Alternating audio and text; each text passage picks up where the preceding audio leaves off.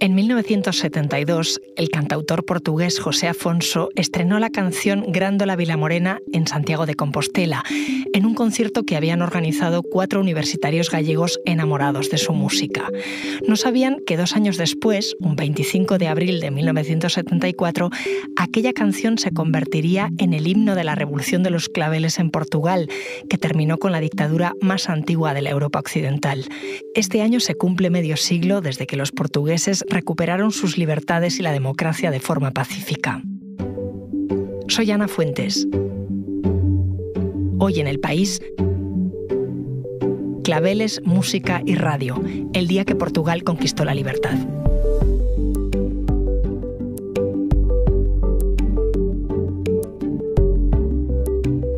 Esta historia la trae mi compañera Teresa Constenla, corresponsal del País en Portugal. ¿Cómo terminó ese día para ti? O sea, cuando terminaste de trabajar, ¿qué hiciste? Não, primeiro... ¿Cómo se acabó ese jueves para ti? Sí, con dos episodios. El primero es muy triste para mí, aún hoy. Es que yo y los 2 compañeros, cuyo nombre no he dicho, que es Paulo Coelho y Pedro Laranjeira, hemos decidido de ir a Radio Renascença. Convencidos, yo estaba convencido, que cuando llegásemos a Radio Renascença estaría toda la gente a baternos palmas porque éramos los únicos reporteros que estaban transmitiendo casi en directo, ¿no? Y cuando llegamos, el padre Américo, era su nombre, dice que tú no puedes continuar aquí porque estás impedido de trabajar aquí, no puedes estar aquí. Quien habla es Adelino Gómez, uno de los periodistas más destacados de aquel 25 de abril de 1974 que cambió la historia de Portugal. Ese día, un sector de las Fuerzas Armadas derribó la dictadura sin necesidad de disparar un solo tiro. El apoyo masivo, popular, transformó enseguida el golpe en una revolución. Pero para Adelino el día terminó sin que sus compañeros de la redacción le dejasen entrar en el interior de la emisora para la que había estado mandando información sobre todo lo que estaba ocurriendo en las calles de Lisboa a lo largo de la jornada. Esa emisora es Radio Renascença. Para entendernos es algo así como la COPE en España, una emisora que pertenece a la Iglesia Católica. Está a sintonizar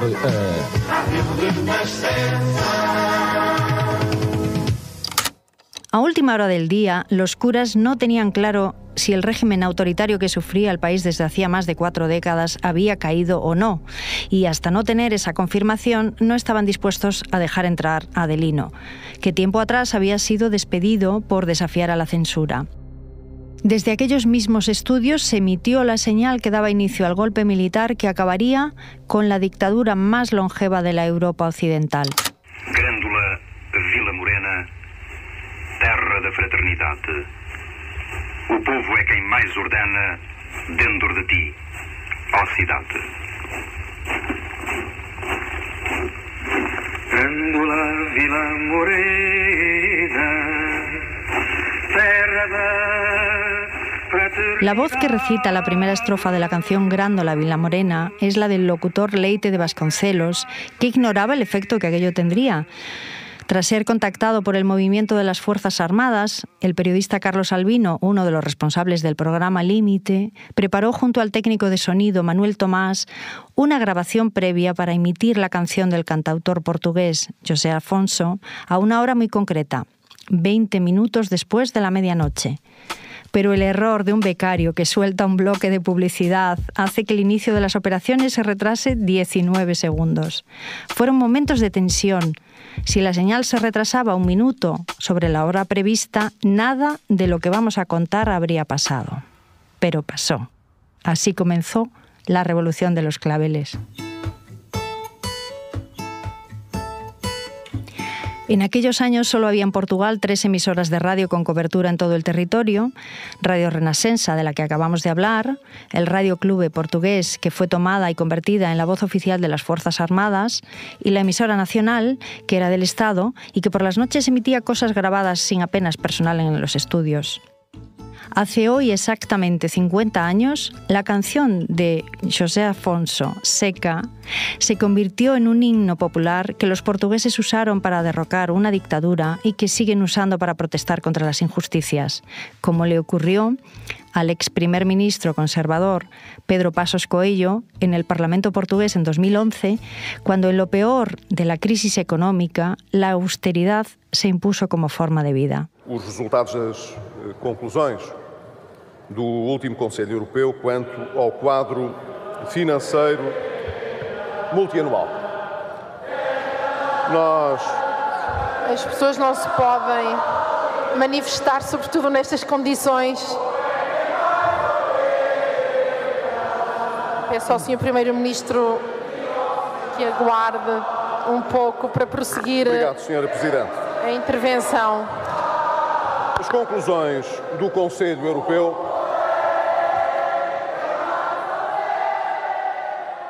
Interrompe-se aqui. Grándola Vilamorena es hoy un himno para evocar la libertad y la democracia. José Afonso se convirtió así en un símbolo del espíritu 25 de abril, pero la realidad es que esa canción fue elegida casi por casualidad, y todo tiene una explicación. Un momento, enseguida volvemos. Porque escuchas Hoy en el País y siempre tienes ganas de más, recuerda que los sábados y los domingos tienes nuevos episodios gracias a la colaboración de Podimo y El País Audio.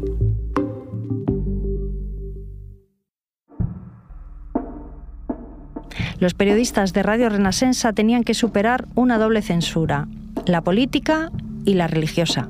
Los militares habían sugerido como contraseña la canción Veñan máis cinco, también de Seca Afonso, pero a Albino le pareció mala idea, porque estaba incluida en la lista de prohibiciones que imponía la Iglesia. Y fue él mismo quien planteó cambiarla por esta otra canción de Seca. Una canción que había sonado por primera vez 2 años antes, en 1972, en Galicia, en Santiago de Compostela, gracias a Benedito García Villar, el cantautor gallego que lideró el colectivo Voces Ceibes, Voces Libres. Ali estaban os compañeiros ao retor dunha fogueira que furaba as mouras pedras toda roxa lumineira, que furaba as mouras pedras toda roxa lumineira. Seca y Benedito se habían conocido poco antes.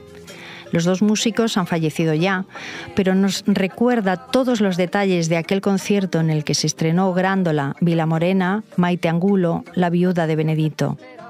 Ambos eran estudiantes entonces de Económicas en la Universidad de Santiago de Compostela, hasta que Benedicto tuvo que interrumpir sus estudios para irse a hacer la mili a Madrid. Y en un viaje que hizo él de vuelta, coincidimos a la salida de la facultad. Y a partir de ese momento, bueno, pues él se volvió a Madrid, me manda una carta y me dice que le gustaría ver si le podía mandar unos pimientos de Padrón. Entonces yo le mandé unos pimientos de Padrón, una caja de zapatos llena de pimientos de Padrón. A partir de ahí, bueno, pues ya nos fuimos encontrando. Cuando él venía, yo iba a Madrid y bueno, duramos poco tiempo porque ya en el 71, en julio del 71 ya nos casamos. Pero ¿cómo llega la música de José Afonso hasta Galicia? Mientras estaba Benedito en Madrid, él tenía, bueno, pues había un montón de gallegos por allí y entonces un día fue a casa de un amigo y le dijo que si quería escuchar un disco de un cantante que le parecía que era muy bueno, y Benedito quedó totalmente abrañado con aquella voz, con aquella musicalidad. Entonces después nos casamos y como él seguía pendiente de que quería conocer a esa persona, decidimos que, bueno, pues cambiamos de coche porque teníamos 2 caballos que daban saltos en la carretera con el dinero que habíamos ahorrado de la boda y lo que nos dieron por el viejo. Y nos fuimos a estrenar el coche a la búsqueda de José Afonso. Fuimos con 2 compañeros nuestros míos de carrera, y entonces fuimos hasta Setúbal. Un coche y 4 amigos camino de Portugal para intentar conocer a Seca. Primero pararon en Oporto para localizar a su productor, Arnaldo Trindade, que les dio la dirección del músico. Al día siguiente llegaron a su casa en Setúbal, Pero Afonso, que llevaba años vigilado por la policía política portuguesa, la siniestra PIDE, no se fiaba de aquellos jóvenes. Él estuvo así como 2 horas preguntándonos cosas y ustedes, ¿qué dicen? Que son de Galicia, pero ustedes hablan un idioma que es un portugués moito antigo, un portugués moi antigo, ¿no? Entonces decíamos, é o galego, hablamos gallego.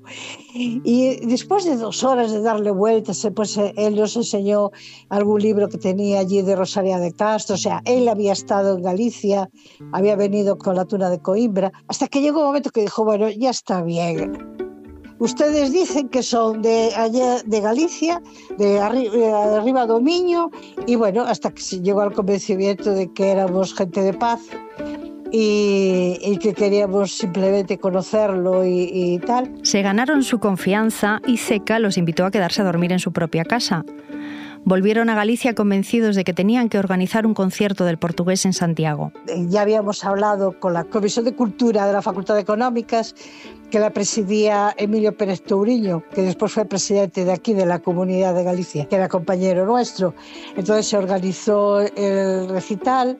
Había una ventaja, que al ser en un centro universitario no precisaba de censura previa, porque los recitales que se daban en el ámbito universitario, la autoridad era el rector. Entonces, si el rector nos daba permiso, allí no había problema. La autonomía universitaria les protegía de la censura del franquismo español. Y en 1972, 2 años antes de que Grándola Vilamorena se convierta en el himno popular de la libertad, unos cuantos estudiantes universitarios. En ese pabellón central estaba unas aulas y un comedor grande. En ese comedor fue donde con unas mesas se juntaron y donde el escenario al que se subieron José Afonso y Benedicto, y allí dio el primer recital José Afonso aquí en Santiago. Bueno, nosotros habíamos impreso el cancionero y entonces, bueno, pues José Afonso vio que la gente le gustaba cantar. Llegó un momento en que, bueno, hizo todo su repertorio y entonces llegó el momento de la grándola, ¿no? Empezó tímidamente a cantar la grándola, nos explicó que cómo hacían los cantores alentejanos de dar pasos, ¿no? Y entonces fuimos poco a poco entrando en la canción.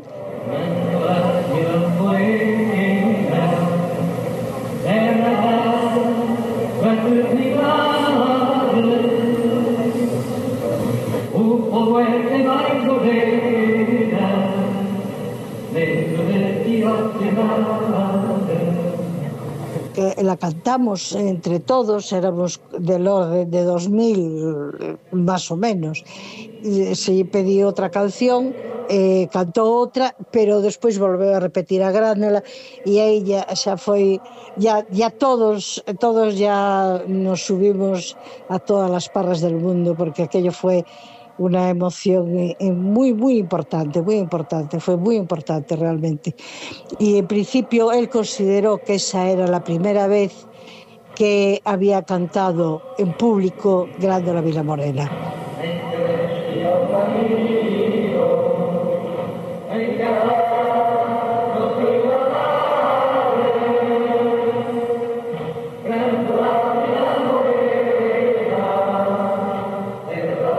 Es verdad que esta fue la señal, casi por azar, que detonó la revolución. Pero no era una señal inocente. José Afonso llevaba años de activismo político y por eso cualquiera de sus canciones era también un mensaje inequívoco sobre la naturaleza de los golpistas. Después de la señal, todo comenzó. El plan para derribar la dictadura estaba perfectamente planificado. El guión de la operación fue diseñado y escrito por un militar que realmente quería ser artista, Otelo Saraiva de Carvalho. Sabía que tenía que ser una operación rápida, pero también pacífica.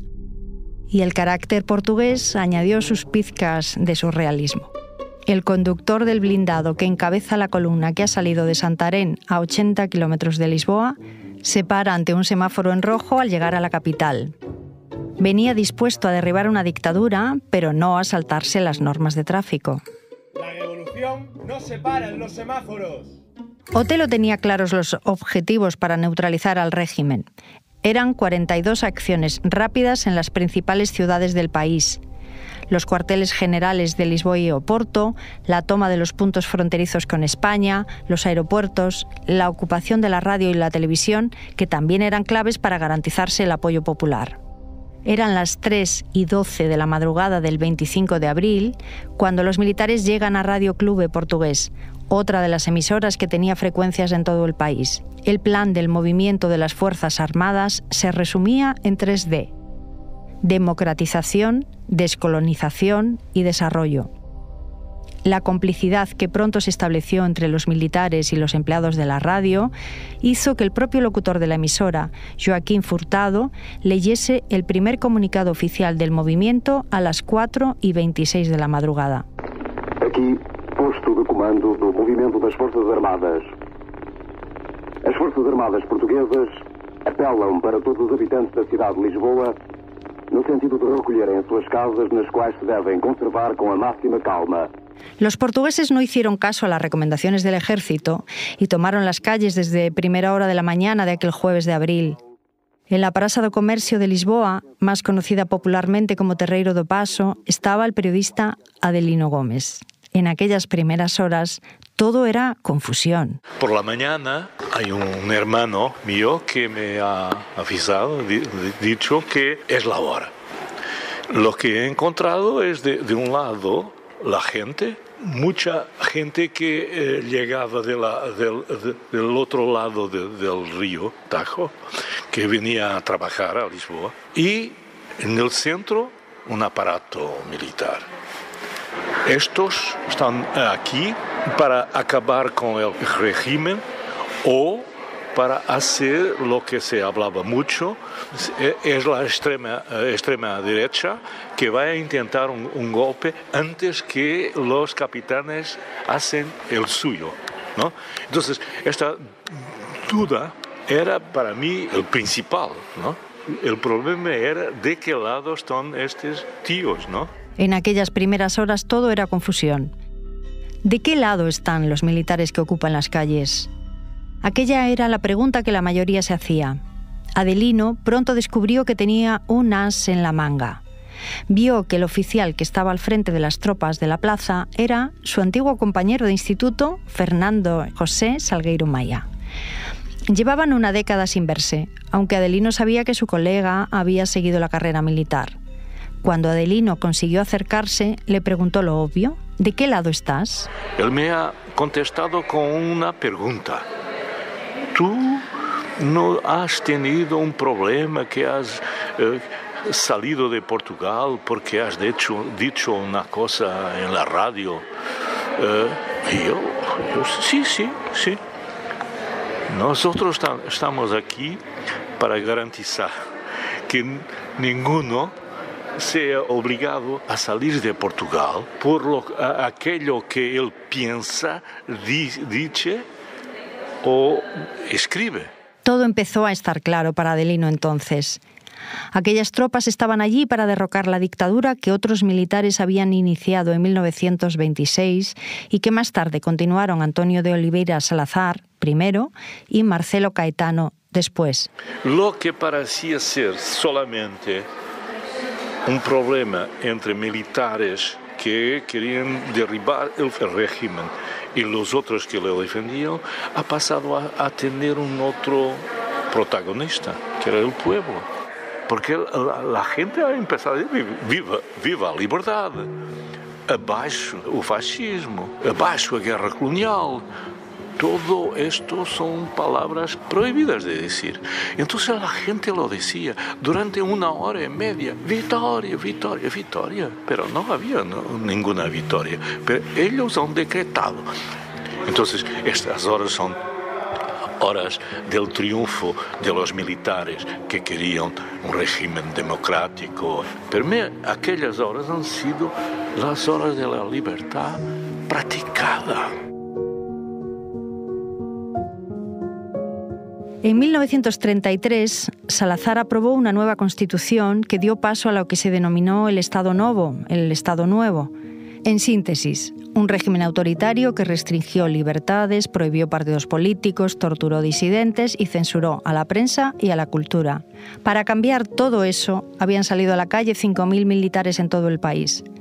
Los 2 centenares que comanda el capitán Maya avanzan, vitoreados por la población, desde el Terreiro do Paso hasta el Largo do Carmo. En esa plaza está el cuartel de la Guardia Nacional Republicana, donde se ha refugiado de madrugada Marcelo Caetano, símbolo de aquella dictadura, y 2 ministros. Adelino y otros reporteros vivirán allí horas dramáticas. El régimen no estaba dispuesto a rendirse tan fácil. Era el cuartel general de la Guardia Republicana, estaba todo el Estado Mayor de Guardia Republicana, estaban defendiendo al presidente del Consejo, Marcelo Caetano, y sus ministros, tres ministros. María ha llegado y ha intentado hablar con el comandante general de la Guardia Republicana para confirmar que Marcelo Caetano estaba en el interior del cuartel general y para que se rinden todos, la Guardia Republicana y Marcelo Caetano. Pero las puertas estaban cerradas. Solo algunas horas después, Maya ha conseguido entrar para hablar con ellos, y ellos estaban cerrados a toda idea de rendición, no querían. Eran momentos muy tensos. La fórmula muy incompetente del régimen de se defender fue enviar militares de la misma arma, también de caballería. Entonces, había caballería contra caballería. Es un error tremendo, porque, por ejemplo, Maya había sido el que había preparado como militares muchos de los oficiales que han llegado para hacer la guerra. Él había sido su instructor y los militares que han llegado lo vieron como un superior. Entonces esto es un error increíble. Horas antes de llegar al Largo do Carmo, la sede de la Guardia Nacional Republicana donde se encontraba el dictador, se había producido el enfrentamiento que simbolizó el triunfo de la revolución. Salgueiro Maia desafió a los tanques gubernamentales que estaban comandados por el general de brigada Junqueira dos Reis. Cuando el capitán avanza con los brazos en alto hacia los defensores de la dictadura, el general ordena disparar contra él y sus tropas. El alférez Fernando Sotomayor, que recibe la orden, se niega y es detenido. El general se dirige entonces a uno de los carros de combate y exige al cabo que abra fuego. El cabo musita alguna evasiva y el general Junqueira dos Reis reacciona con ira. Un episodio en el que José Alves da Costa, aquel cabo insumiso, se arriesgó a morir y que él mismo nos contó casi 50 años después. E foi quando ele veio para a pistola dele e disse: "Dás fogo, eu meto um tiro na cabeça." E meti-o dentro do carro. E quando meti dentro do carro, disse aos meus colegas: "Fechei as portas também." E eu fechei também a minha. Tranquei-a por dentro. Costa nunca pensó en hacer fuego en la ciudad contra los militares y los civiles que se apiñaban en la zona. Se encerró dentro del tanque con sus 2 compañeros y allí permanecieron durante horas. Cuando el cabo salió, Lisboa era una fiesta. Nunca, jamás me ha dicho o insinuado que era un héroe. No. La historia del cabo Costa encarna la magia y el pacifismo con los que la revolución de los claveles pasó a la historia. Toda la gente durante años se ha preguntado, ¿pero dónde está este hombre? Ahora sabemos quién es el cabo Costa, pero su nombre permaneció durante 4 décadas en el anonimato y fue uno de los grandes misterios de aquel jueves de abril. Aquel misterio fue aclarado gracias a Adelino y el fotógrafo Alfredo Cuña, que rastrearon archivos hasta averiguar la localidad de origen del cabo. Balazar, una aldea del Miño, no lejos de la frontera con Galicia. Y en un bar de Balazar lo encontró Alfredo Cuña en el 40 aniversario de la Revolución. No era fácil ponerle rostro, apenas hay vídeos porque aquel día la RTP, la Radio Televisión Portuguesa, tardó muchas horas en salir a la calle a grabar. Atenção, senhores espectadores. Muito boa tarde. A partir deste momento, o movimento das Forças Armadas controla totalmente a rede emissora da Rádio Televisão Portuguesa. Dentro de momentos, transmitiremos uma edição especial do telejornal, para o qual pedimos a vossa melhor atenção. Los telediarios no informaban en directo, pero los acontecimientos se sucedían. El movimiento das Forças Armadas Portuguesas. Eran ya las 3 menos 10 de la tarde y Salgueiro Maia coge el megáfono para lanzar un mensaje desde el Largo do Carmo a Marcelo Caetano, que no quería rendirse ante un simple capitán. Lo que Maia ha decidido es de dar un tercero ultimato. Si no se rinden, yo voy a destruir el edificio, Y voy a contar hasta 3. Y él ha contado 1.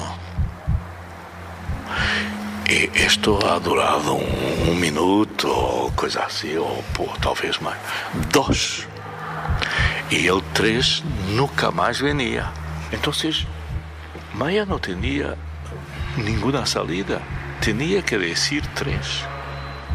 Y es en este momento, porque esto sería el momento decisivo, entonces es el momento mágico. Es el momento en que uno de los adjuntos de Maia, tenente, eu tenho aqui uma carta do general Spínola para entregar ao Marcelo Caetano.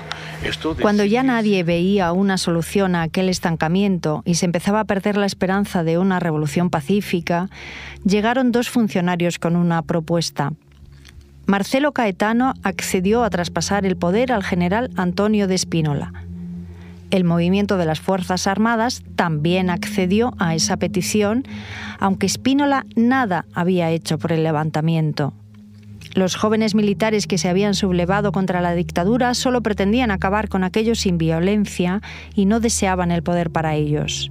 Querían una democratización del régimen y el fin de la guerra colonial, tratar el problema de la guerra colonial como un problema político y no como un problema militar. Era negociar la paz. Otra era elecciones libres por la primera vez y todas las libertades, ¿no? De prensa y todo esto. Pero el general Spínola, que había escrito unos años antes un libro titulado Portugal y el futuro, era más conservador. Discrepaba del movimiento de las Fuerzas Armadas en asuntos esenciales como la eliminación de la policía política, la liberación de todos los presos o la solución para las colonias africanas, donde la guerra había provocado 55.000 muertos. Los militares tenían unas convicciones más democráticas que el general. Para Spínola, el problema de la guerra colonial era un problema que debía ser una solución política que debía terminar en una federación de Portugal con sus colonias, una especie de Commonwealth a la portuguesa. Spínola se convertiría en el presidente de la Junta de Salvación Nacional y en el primer presidente de la República Portuguesa tras la Revolución. Todos deseaban el fin de la dictadura, pero discrepaban en el tipo de sociedad que podrían construir a partir de entonces. A las 7:30 de la tarde, Marcelo Caetano baja las escaleras del cuartel. El hombre que hasta hace unas horas tenía todo el poder absoluto sobre un imperio se vuelve un dictador repudiado camino del exilio. El sargento Manuel Correia da Silva comandó el blindado que sacó de allí a Marcelo Caetano y sus ministros. Una operación que se realizó con discreción para evitar el linchamiento del principal símbolo de la dictadura. La única palabra que ouvi do Marcelo Caetano fue "é a vida". Es la vida. Fueron las únicas palabras que Manuel Correia da Silva le escuchó decir a Marcelo Caetano. A mulher veio, dos militares daqui da minha coluna pediu-lhe um cigarro. E ela, eu não fumo, não tenho cigarro. Ele pegou, olha, deu-te um cravo. Deu um cravo ao soldado, deu um cravo a mim. E deu um cravo... deu um cravo também a... Sim, porque deu-me um cravo. El sargento Correia da Silva era uno de los militares que por la mañana había recibido un clavel de manos de Celeste Caeiro. Celeste trabajaba como camarera en un restaurante que ese día estaba de celebración porque cumplía 1 año. La camarera llevaba los manojos que no se habían podido repartir en el restaurante, cerrado debido al golpe de Estado. En el Rocío, en el centro de Lisboa, se cruza con los soldados y uno le pide un cigarro. Ella le dijo que no fumaba y le ofreció un clavel, que él colocó en su fusil. De inmediato los demás pidieron flores, y Celeste repartió sus claveles sin saber aún que estaba bautizando aquella revolución que había surgido cuando y donde nadie la esperaba. Grándola Vila Morena, terra da fraternidade. O povo é que mais ordena dentro de ti, ó cidade, dentro de ti, ó cidade, o povo é quem mais ordena. Fue así como una flor, los claveles y una canción que habla de fraternidad, Grándola Vila Morena, se convirtieron en los símbolos de una revolución pacífica que consiguió derrocar a la dictadura más longeva de la Europa occidental.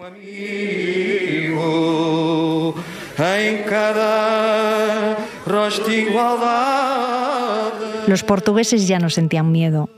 Los fusiles se habían transformado en floreros. La revolución estaba ganada. Y lo que vino después es otra historia.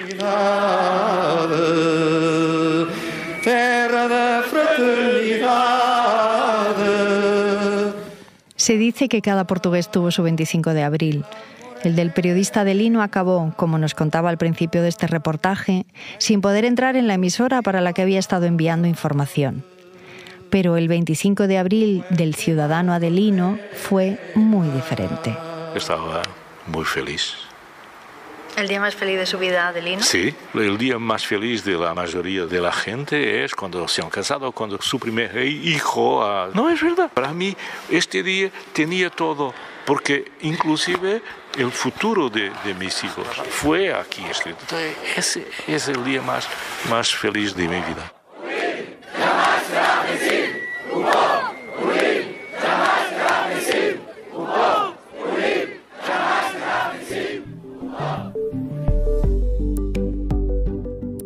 El guión y el montaje de este episodio son de Dani Sousa. La narración y las grabaciones de Teresa Constenla.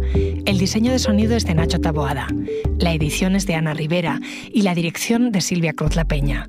Yo soy Ana Fuentes y esto ha sido Hoy en el País. Mañana volvemos con más historias. Gracias por escuchar.